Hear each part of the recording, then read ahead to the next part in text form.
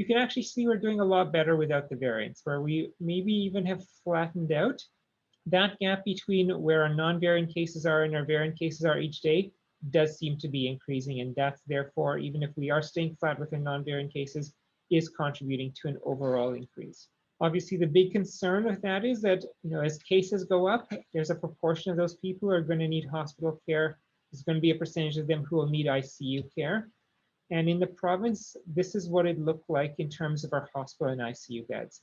Back in, September, when we first went into fall, numbers of people hospitalized or in ICUs for COVID-19 was quite low.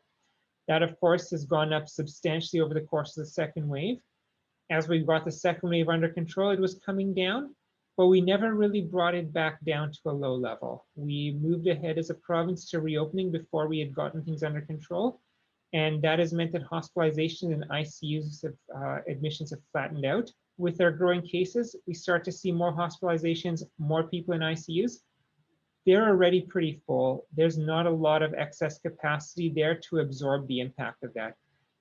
And that makes it, I think, increasingly likely that the province is unfortunately going to be forced to move into a third lockdown if we're not able to see a sharp change in terms of our case growth very soon. Now, I mentioned vaccines are going to be a key part of how we emerge from this. These are the priority groups the province has outlined for vaccination through phase 1 of vaccines, which is where we're at right now, the next phase, which is phase 2, and then phase 3 onwards. And as you can see, we've actually moved through a lot of these groups in phase 1.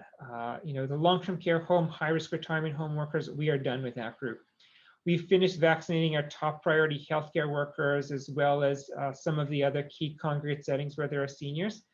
And we're now in this final group of persons within phase 1, which includes our, some additional healthcare workers, home care recipients, Indigenous adults, and I think most relevant now is the 80+ population, which is the largest group.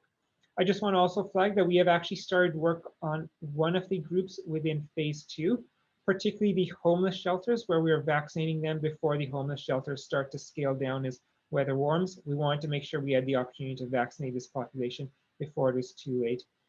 Last week, we announced our clinics for vaccination for the 80+ population. Of course, we're here today with the provincial portal opening for registration as of this morning. And thus far, I hear it has not crashed, so that's excellent news. We have escaped the predicament that some other provinces felt. We've left a couple of days here of gap before we start holding clinics to make sure that there's an opportunity, if there were any issues with the provincial system, that they get worked out so that by the time we start our clinics on Thursday, we'll be all set to go. I'm actually very pleased to report that as of noon, we did a look at registrations, and our first clinic on Thursday in Niagara Falls is already completely booked up. And we actually have already over 3,600 people having booked into clinics over the 3.5 weeks in which we have clinics. So that's excellent news that our elderly population is getting on the system, they're getting their appointments booked, and we're starting to fill up some of our days of clinics to make sure we're able to vaccinate this group very soon.